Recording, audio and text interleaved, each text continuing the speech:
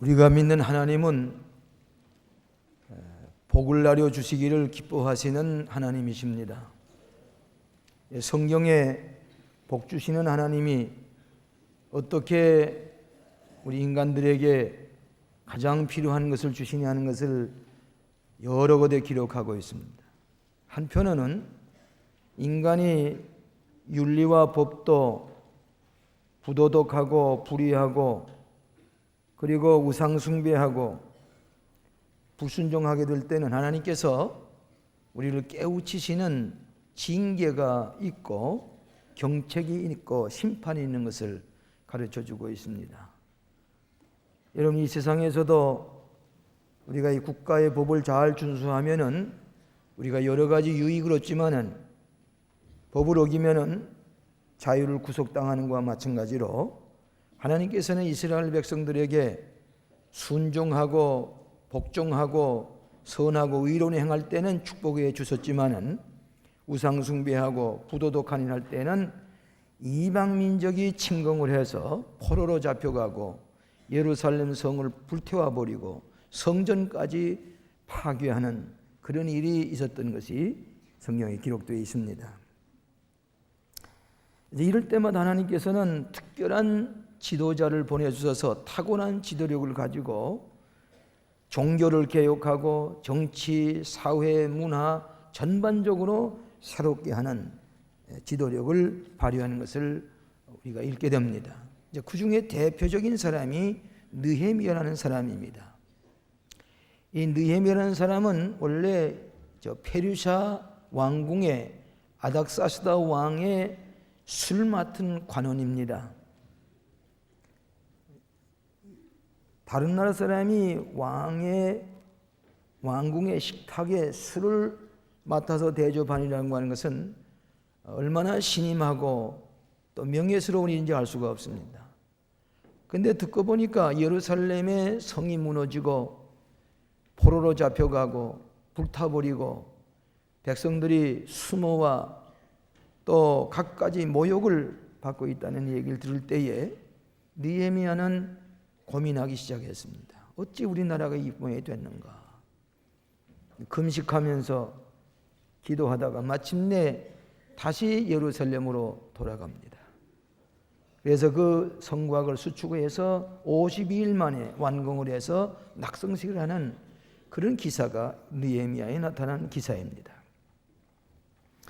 나라가 오를 때 꼭 두 가지 일이 나타나게 된 하나는 훌륭한 지도자가 나타나서 훌륭한 지도력을 발휘하는 일과 또 하나는 백성들이 각성을 해서 창조적인 새로운 일을 행하게 될 때에 그 나라가 다시 살고 구원을 얻게 되는 것을 알게 됩니다.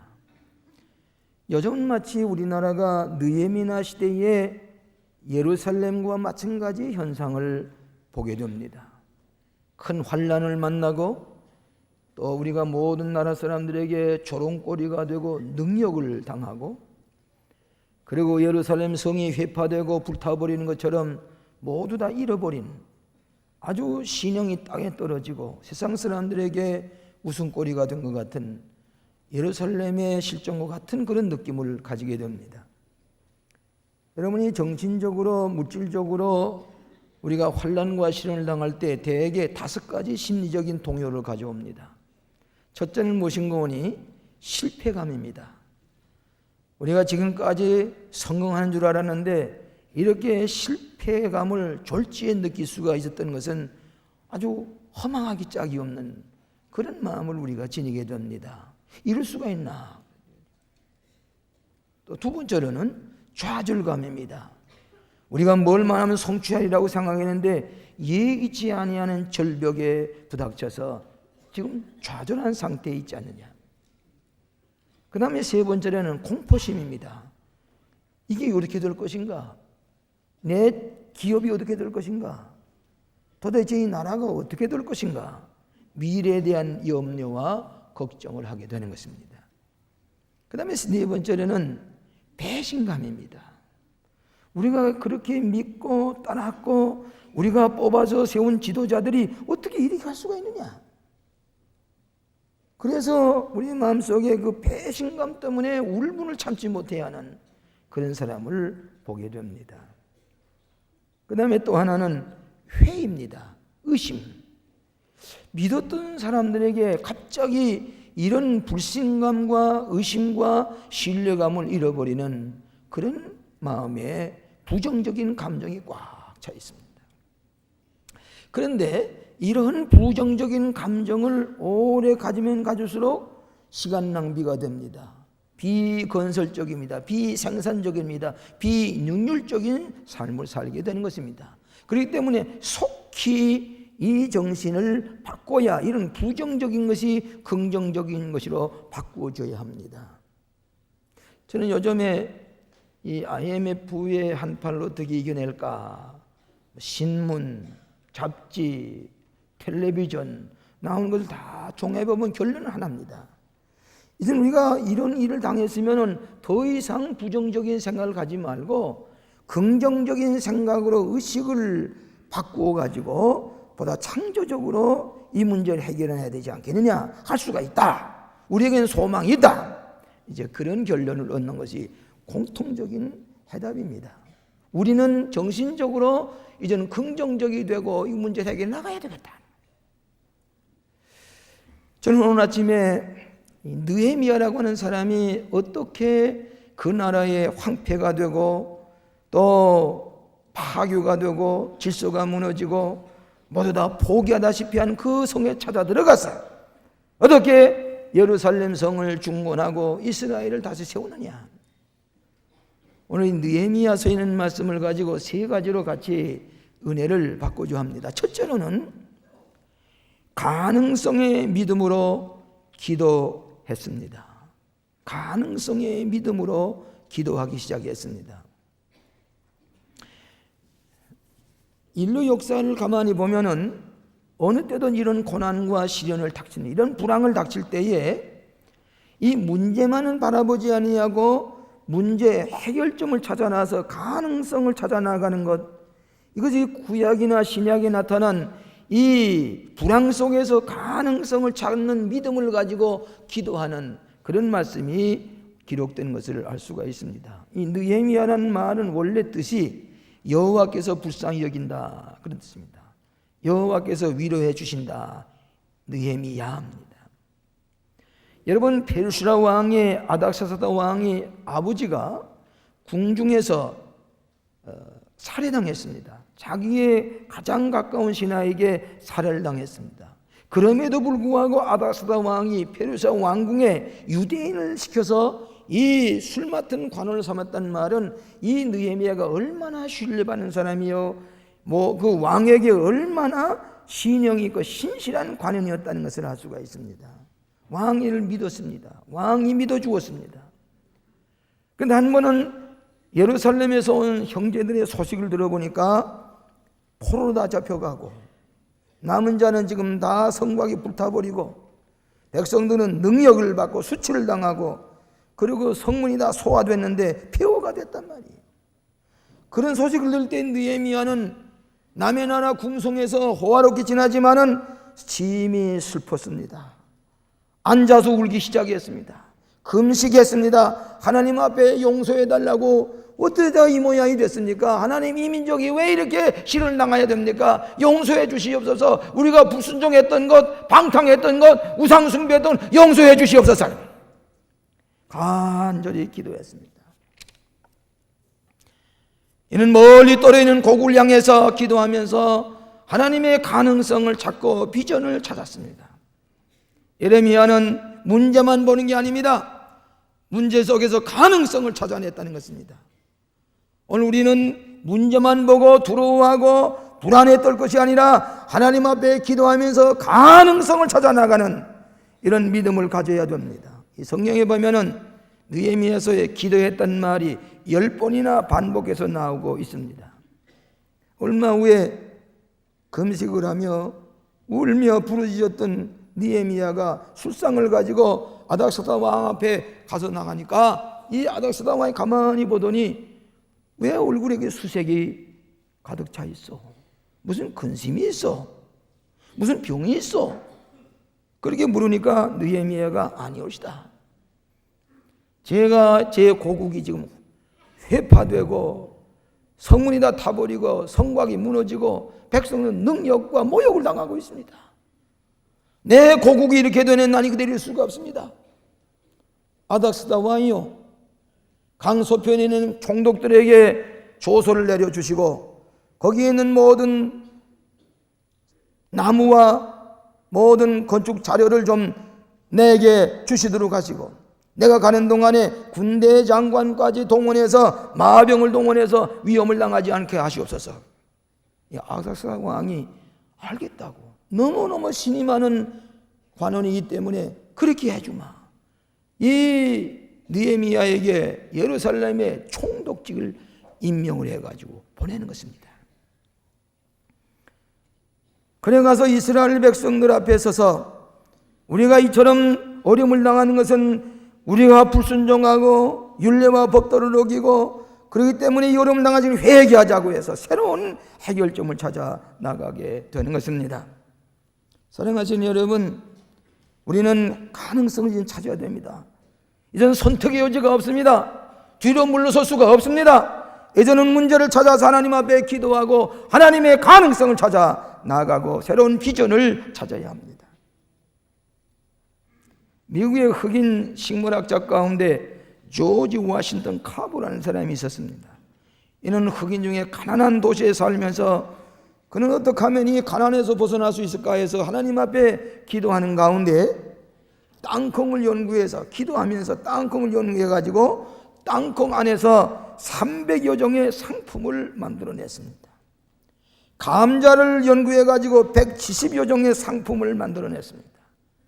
그러면 놀라움을 하게 될 때에 미 상원 의원들이 그를 불러가지고 10분 동안 설명해 보라고 그랬습니다.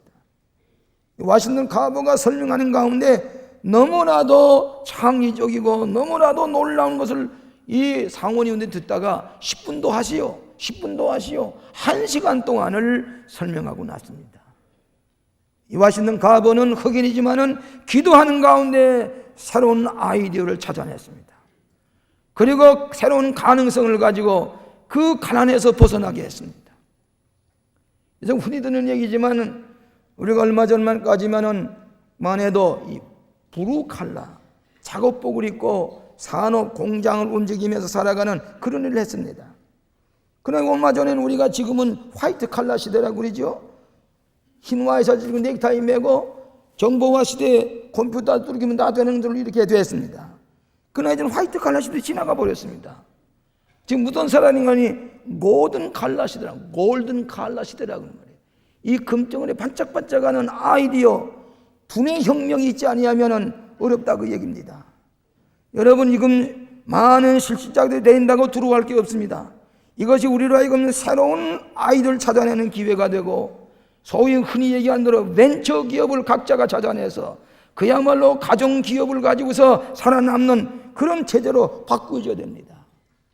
그렇기 때문에 요즘은 넥타이를 메고 다니는 넥타이를 풀어제끼는 것처럼 자존심도 풀어제끼고, 그리고 때 묻은 옷을 입고서 뭐인가 하지 아니하면 살아날 길이 없다 그 말이죠. 그렇기 때문에 우리는 새로운 비전을 가지고 기도하면서 새로운 가능성을 찾아 나갈 때에 오늘 성경 말씀대로 여호와께서 너희로 형통케 하시리라. 형통케 하신다는 말은 원어의 뜻은 성공하리라, 번영하리라. 우리 다 같이 따라하십니다. 여호와께서 너희로 형통케 하시리라. 형통케 하실 줄로 믿습니다. 기도하는 사람, 가능성을 사랑하는 사람, 넥타이 풀어제끼고 자존심을 교만을 다 버리고 무엇인가 새로운 것을 찾아 나가는 이런 골든 칼라 시대에 새로운 아이들을 찾아 나갈 때에 우리의 문제가 다 해결될 줄로 믿습니다. 두 번째로는 한 마음으로 선한 일에 힘쓰라 하는 것입니다.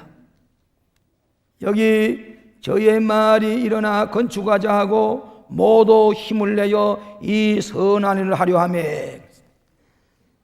느헤미야가 돌아와서 보고하기를 이방나라 페르시아 임금이 나를 이렇게 도와주셨습니다. 하나님께서 선한 이 일을 하도록 우리에게 이렇게 길을 마련해 주었습니다. 성곽을 수축하십시다. 느헤미야는 밤에 사흘 동안을 그 무너진 성곽을 다 찾아다니면서 계획을 세웠습니다. 그리고 백성들 호소할 때 온 백성이 한마음으로 일어나서 이 선한 일에 땀을 흘리면서 이를 종사하면서 그 예루살렘 성곽을 다시 수축하게 된 것입니다.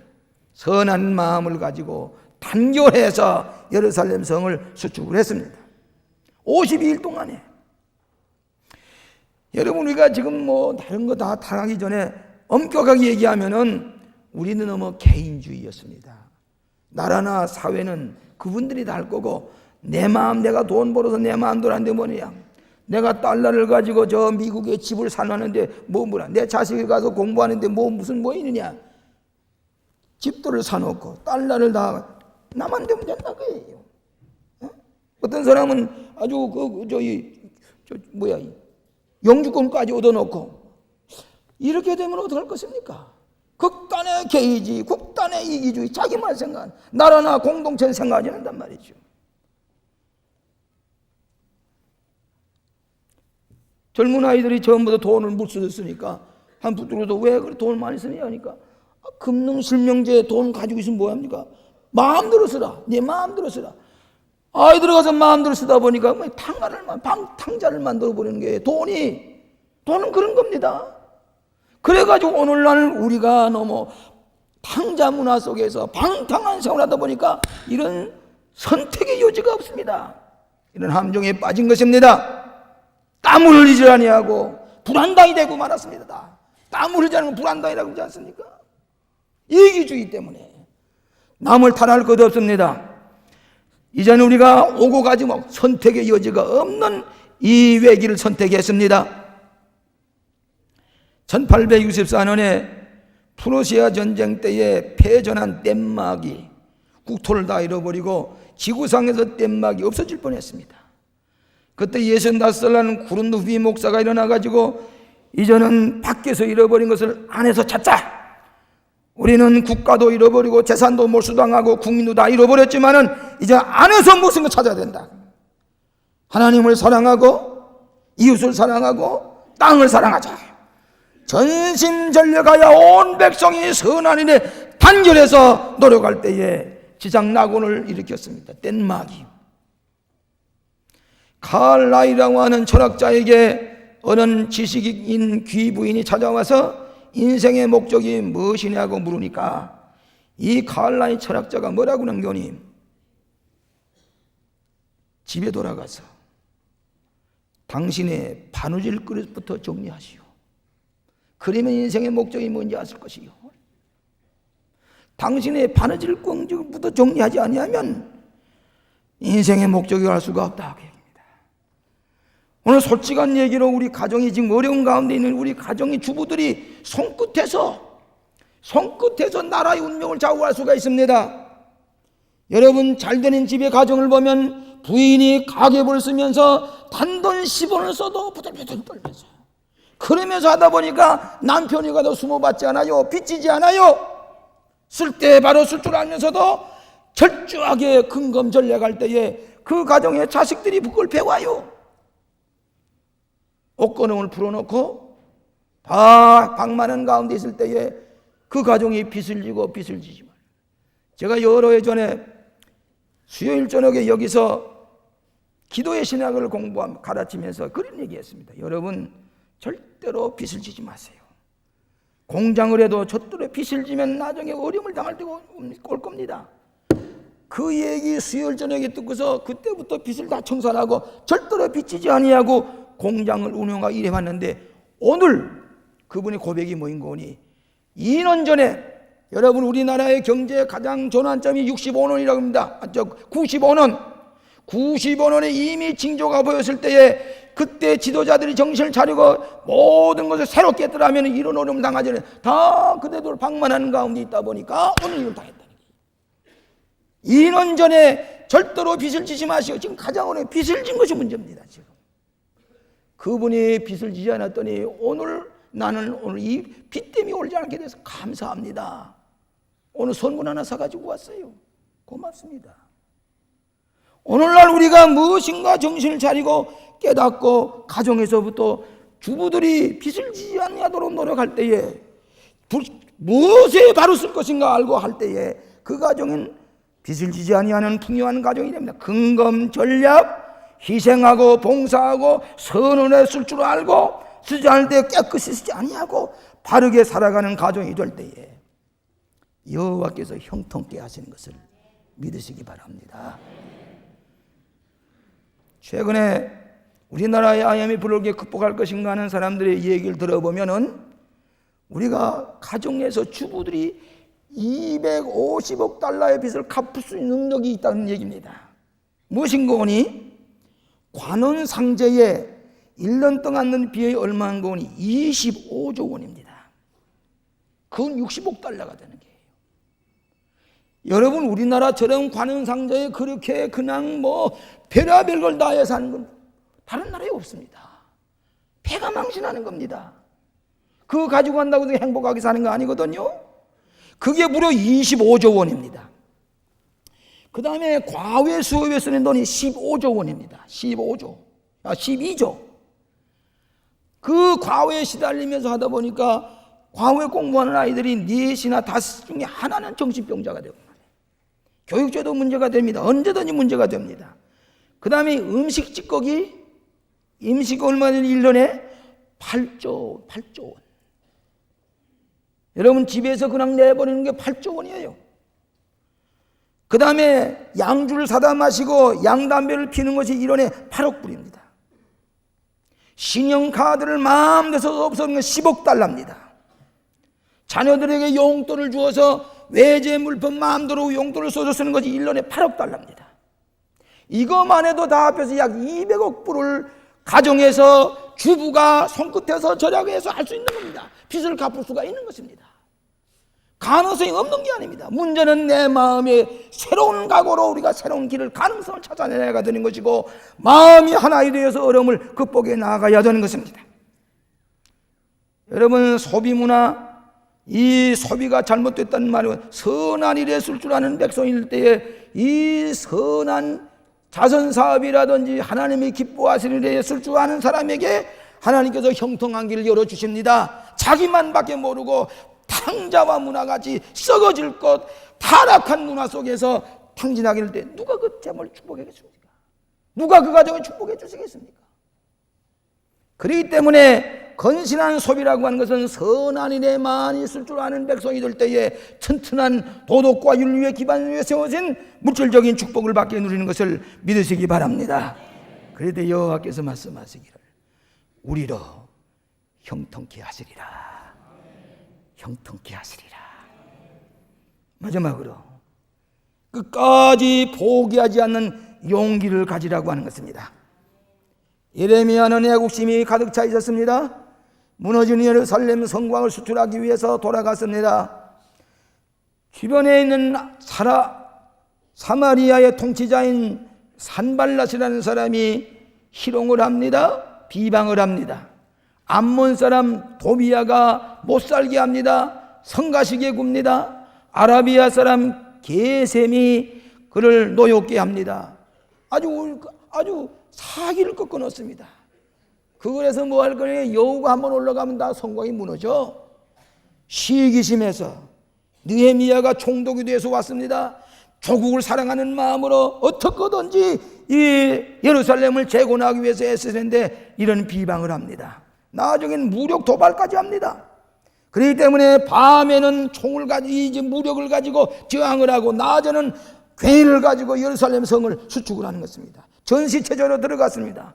유대인들은 스스로 아주 불만과 원망 속에 지나게 됩니다. 느헤미야는 그들을 화목하게 하고 낙심하지 아니하고 계속해서 용기를 가지고 52일 만에 성곽을 완공하게 되는 것입니다.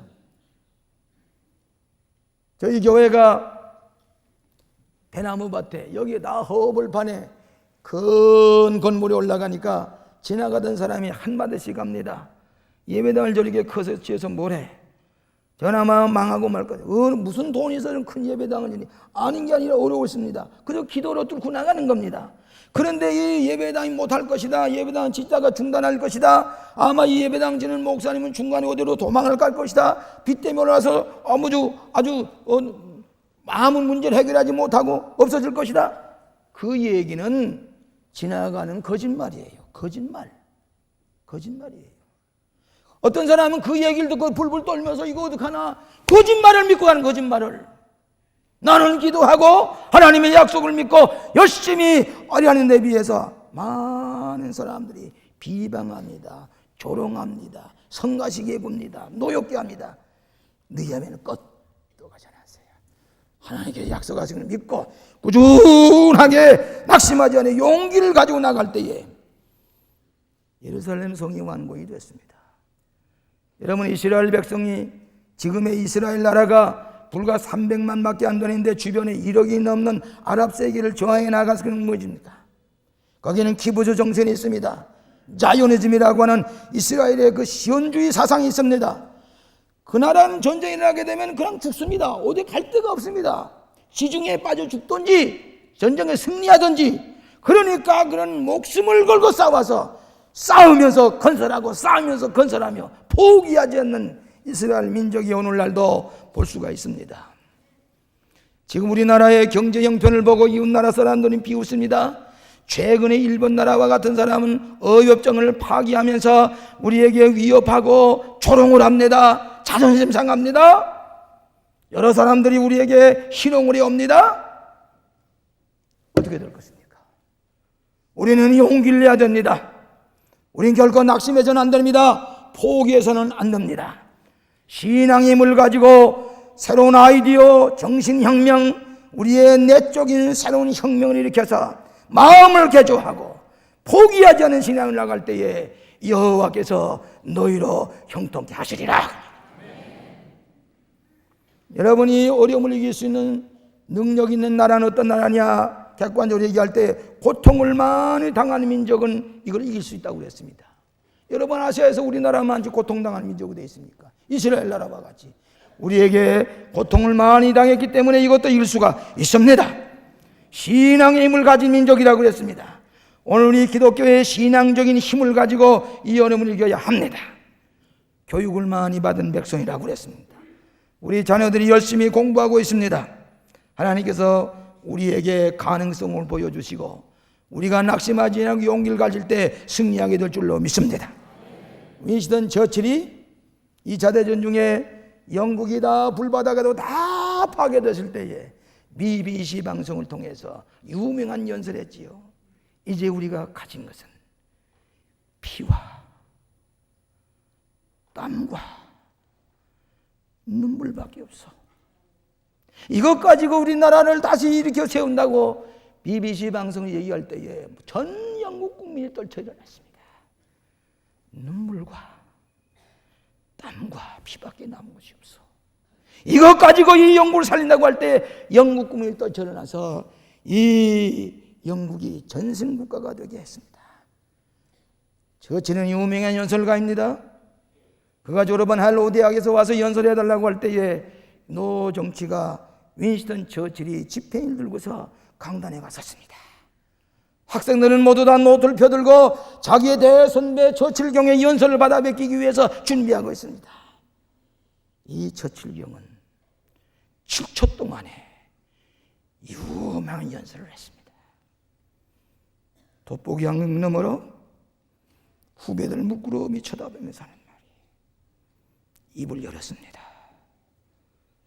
Never give up. Never give up. Never, never, never. 결코 포기하지 마세요.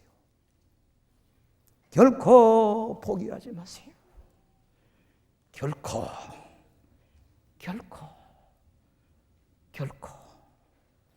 뚜벅뚜벅 걸어 들어가서 의자에 앉았습니다. 위대한 민족은 포기하지 않는 민족입니다. 결코 포기하지 맙시다. 여호와께서 우리로 형통케 하시리라. 아멘. 자비하신 아버지, 주님 아시지요? 저는 지금 공공에 빠져 있습니다. 우리의 잘못으로, 우리의 모든 교만 때문에 여호와의 율례와 법도를 따르지 않음으로 말미암아 이 어려움을 겪고 있습니다. 주님 용서해 주시고 느헤미야와 같은 지도력을 가지고 이 어려움을 극복해 나가게 하여 주시옵소서. 기도하는 민족 되게 해 주시옵소서. 선한 일에 힘쓰는 민족 되게 해 주시옵소서. 낙심하지 않은 용기를 가진 민족 되게 하여 주시옵소서. 하나님께서 우리를 도우시사 우리로 형통케 하시리라는 말씀을 믿고 승리하게 하여 주시옵소서. 예수님 이름으로 기도하옵나이다. 아멘.